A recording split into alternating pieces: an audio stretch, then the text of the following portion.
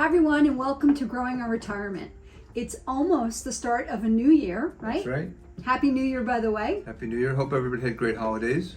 And now is the time to start thinking about a plant nursery for the spring, if you want to start one, Right. right? It's a great time to start. Right.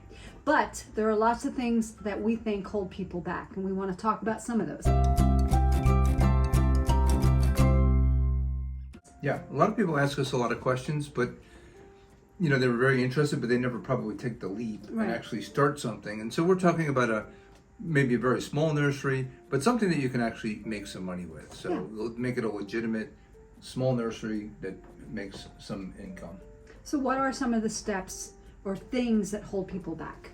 Right. So I went on the internet. I mean, we've had a few businesses, we've taken some big risks in life. Mm-hmm. We're kind of good at that.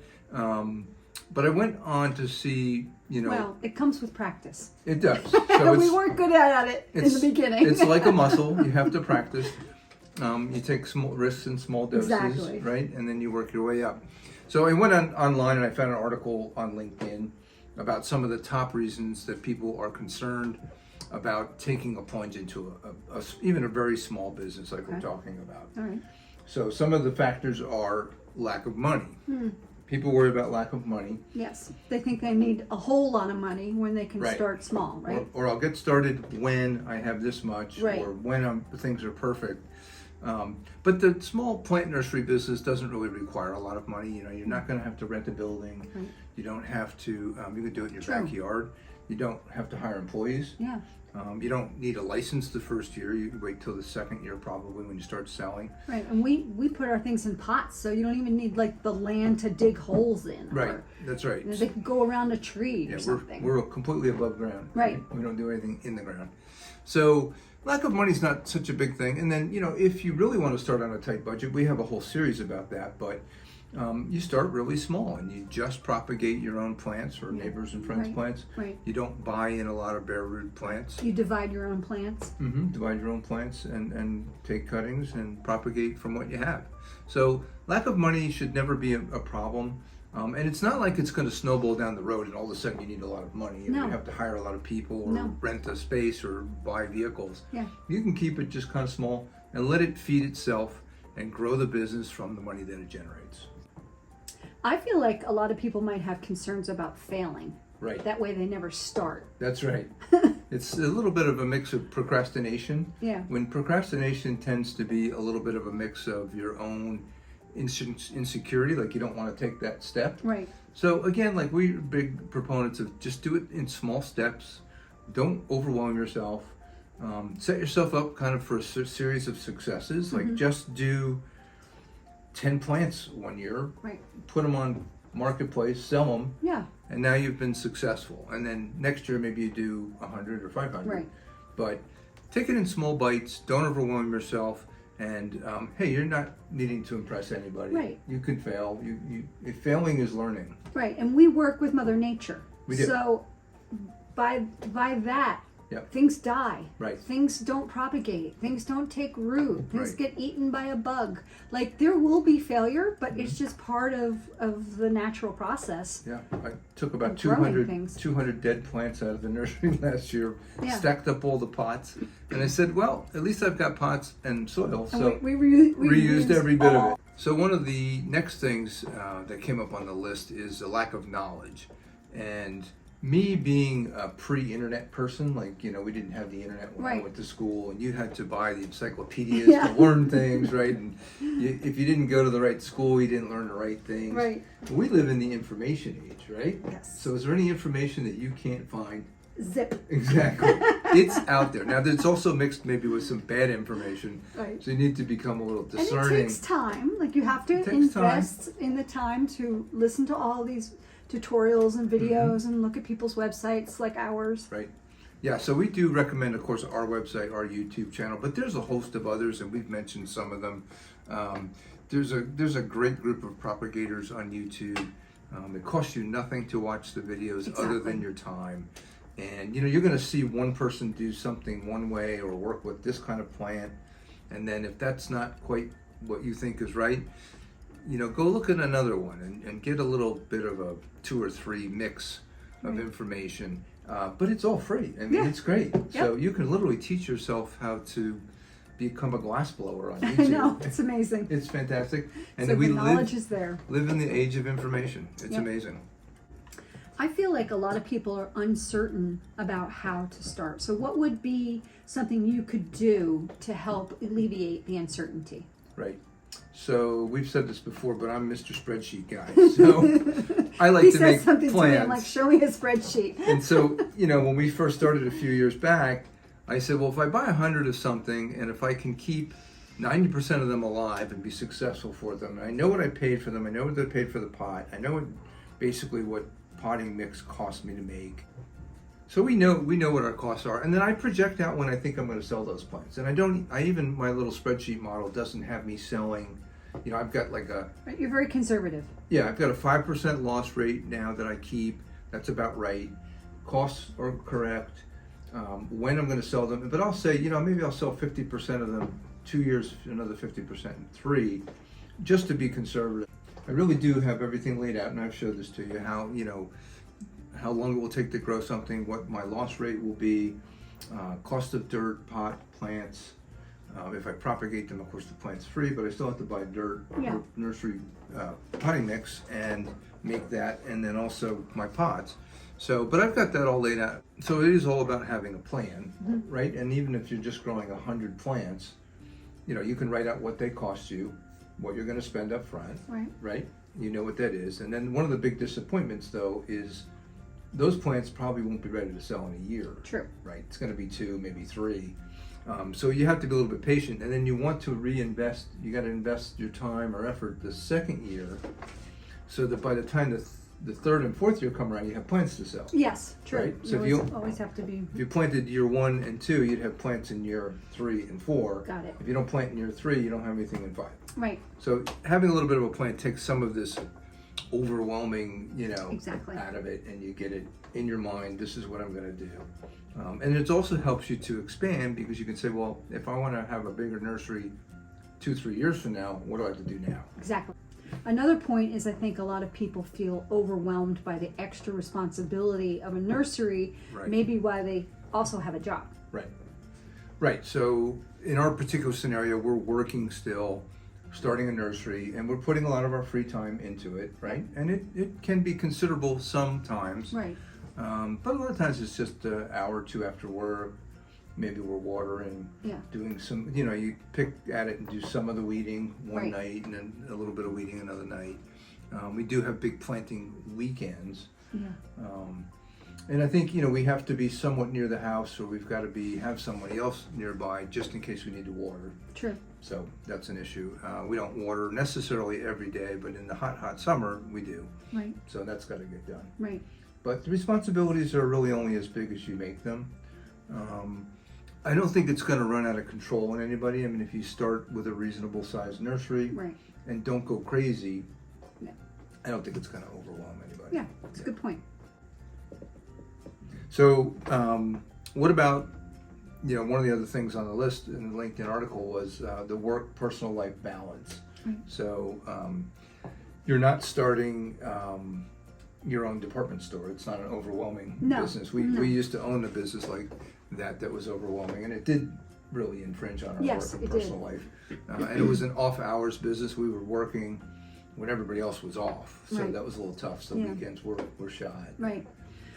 But I don't feel that way about the nursery business. No, I think it's also something we do together. Mm-hmm. So even though we're working and putting a lot of hours in over a weekend, we're doing it the whole time together. We're talking, we're enjoying each other's company. Even if you're single, though, it's still a very enjoyable thing. It's an accomplishment. You feel like you did something productive and something worthwhile. Yeah, I think it's very satisfying to look at your work when it's finished. Oh yeah, when things start to bud and start to grow. Yeah.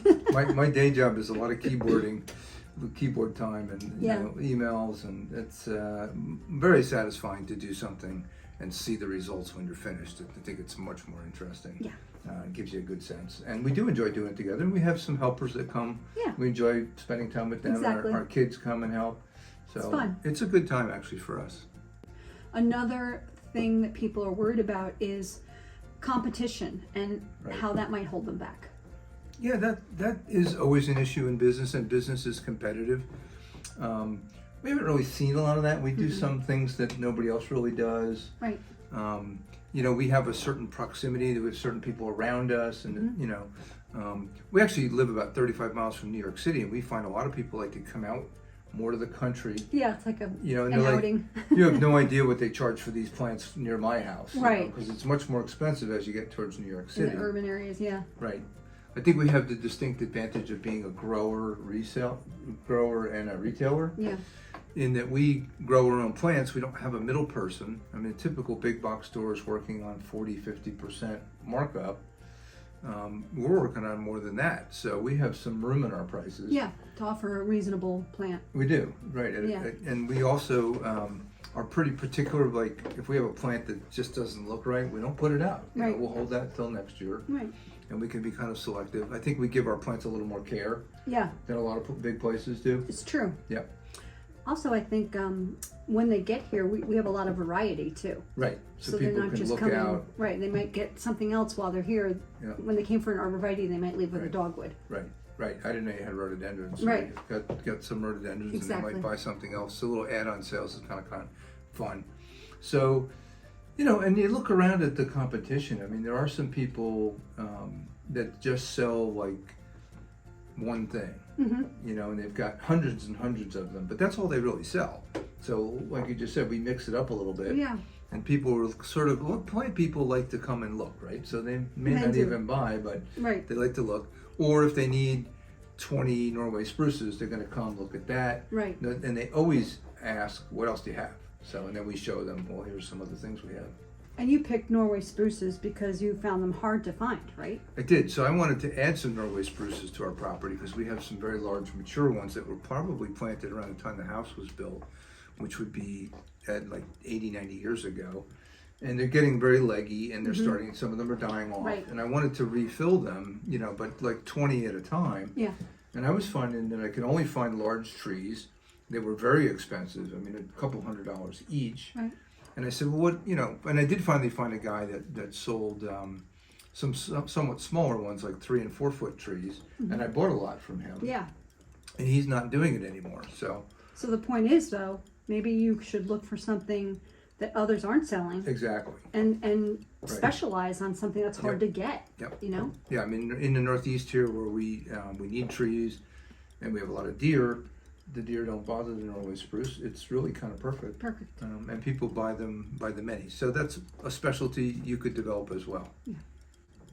So we talked about fear and what's holding people back. Now let's talk about motivation. How to get motivated. Right. So again, motivation, back to that fear thing and procrastinating, is kind of it's an insecurity issue, right? You're just not sure. So just break that down, make a plan. Look forward to, your new life, having a small nursery. Yeah. Look forward to some supplementary income. Yes. Right? And look forward to the enjoyment that you're going to have working with the plants, which really is very motivating. I mean, and that gets you going because We love them. It's very satisfying, Yeah. right? And and tell yourself that you can. I mean, you can do pretty much anything you put your mind to. It's true. If you are somewhat conservative person, hold back a lot, just push yourself a little bit and Yeah. give it a try, and set small goals, crush them, and then go do it again. Yes. Right? Perfect. So ways to get started. So one of the ways, I've studied some goal setting, read some books, and have been in sales as well. So one of the ways to commit yourself to goals is to take some action, right? One great thing to do is to tell somebody else your goal, Yeah, which kind true. of holds you to it. Accountable. Right. So I'm going to start a plant nursery in 2024. Right. Yeah. I'm doing it. So some things that you could do. What's a good commitment? Start by ordering pots. Yep. Order 100 pots. Right. Order 100 pots. Yep. Get some bags of potting mix. Yep. And get started. Make some potting mix, right? Right. We've shown you how to do that. We have. Check out our website for that and how to order pots, how to make potting mix. Right. And by the way, this whole article is on our website. There'll be a link in the description. You can go over this again later if you like. Also, order some plants. Right. Bare root. Bare, Yep. bare root plants. So people ask us a lot, who our suppliers are. We don't like to give those names out because it's really too difficult. I mean, there's all different parts of the country. There's all different plants. I don't, you want to grow petunias, and we're Sure. growing Norway spruces. You know, Right. it's not something we can really help you with. So many different zones. Yeah, and it's just easier for you to go into Google and type in the words like wholesale, bare root, Norway spruce, Okay. right? Or wholesale, bare root, Alrighty. right? And start to look, and you'll see. And get your wholesale pricing by buying in volume. So the price for one is a lot more than it is if you buy by the 100 or Yes. the 500. Right. So, we get a better price when we order more of something, and that's something you can do. But in the beginning, don't worry about that, because if you buy a plant for $2 or $1, it doesn't matter. You're going to buy the pot. That you don't really get any big breaks on that. We buy them off Amazon. We have a resources page that shows you all the links to all the things that we buy. It's on our website. So order some pots. Find a couple plants you want to grow. Start out with 1 or 2 plants or 5 plants, something like that. Right. Look on Marketplace, see what's selling in your area. That's a good indication as to what would also sell. And True. you could be another one of those sellers in the beginning before you branch out too much. And make a commitment and go ahead and get yourself started. Right. You also could get some softwood and hardwood cuttings too, right? Exactly. So that's going to take a little time to master. We've got plenty of video on that and plenty of information on the website. But I mean, I don't know how many hours I spent failing at trying to do hardwood cuttings. Yes, Softwood I I know. was always pretty good with, but Yeah. hardwood's a little tougher. And it took a while. We've got these things down to kind of a science now. They're very predictable and they work very well. We've got the right containers. So to the lack of knowledge issue, just do some study. Yes. Buy yourself some totes and do some hardwood cuttings. It's wintertime. It's time Yeah. to do them. It's kind of fun to look at them too. Yeah, See how it they're is. doing. It's actually really fun. And you already talked about this. Make a plan, Right. write it down, Yep. start a spreadsheet. Absolutely. Get something organized. Yep. So that you can refer to it and work on it and Right. have goals. Yeah. And then you'll get to another phase later on where you start to say, well, this is the kind of income I want to make. Back up 2-3 years. How many plants do I need to Oh, it's good. to Yeah. plant, right? Right, Or else I'm right. not going to. There's no way to make that income Right. unless you planted those plants or true. propagated them. Right. It's impossible. And what do you always say about failure? Right? It's just it's a way to learn. Exactly. So, don't spend a lot of money. Don't learn with your wallet. Right. Learn with your hands. Exactly. And try things. If you want to do almost all propagation, it takes a couple seasons to really start getting good at it. Yes. So, and spend a lot of time watching videos, not just ours, but Right. all the ones that are out there. So we'd like to wish you every success in 2024. If your goal is to start a backyard plant nursery, we hope that this is the year you get started. We're here to help you all the time with videos and information. Yes. Our website has a lot of resources on It's a it. great resource. And there's a lot of other people that have put a lot of great information out. And everybody puts their own little twist on it. Yeah. Everybody does their part of the country, their plants, what they're good at, Right. where they started, where they're moving towards, and it's a great business. It's a great business. It really is. We love it, and so we hope that you'll get started, and we wish you a very, very happy and healthy 2024. Thanks for watching. Thanks, Take care, guys. everyone.